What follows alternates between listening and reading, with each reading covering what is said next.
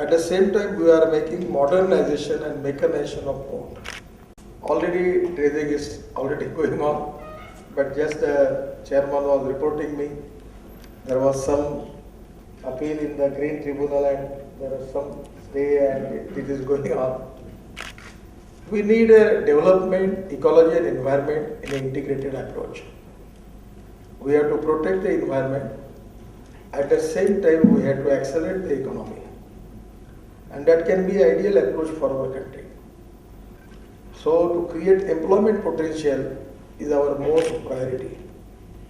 And that is one of the reasons that we are giving priority for road sector also.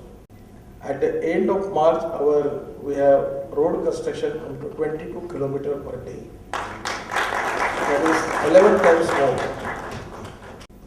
But the Goa government, if they can give us the proposal already, I don't know whether they have given the proposal or not, but we will sanction that. And at the same time, 120 crores we are specially sanctioned for these two rivers, and this inland waterways will be very much helpful for the people of Goa, the tourists, and also for the transport of iron ore and other material. And we are ready to start it, only we need the permission from the Honorable Chief Minister and the government. We are ready.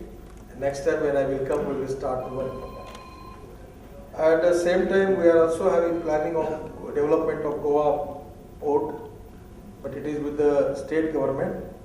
If they feel it, we can do it. Otherwise, we are now planning to shift to Karnataka and Maharashtra about making highway of 8 kilometers connecting to Mopa airport. And I already sanctioned that. We will make some 4 lanes, 7 concrete road as a national highway, and that cost will be paid by our ministry. The fishing harbor at Khariwada at Vasco Bay is being finalized by MPT in consultation with Goa Fishing Boat Owner Association. Vasco and other issues will be amicably resolved with the cooperation of the Honorable Chief Minister, our MLAs and the Minister, and we will see that we will protect the interest of fishermen. In Sagarmala, we have planned a scheme where we are going to finance all the fisherman society or partner firm, where they have 10 or 12 people, they are coming together to form a society or a partnership company. We will give them a trawler of a cost of 2 crores, because presently the state government is only giving permission up to 12 nautical miles. But after 12 nautical miles, there are a lot of fish available.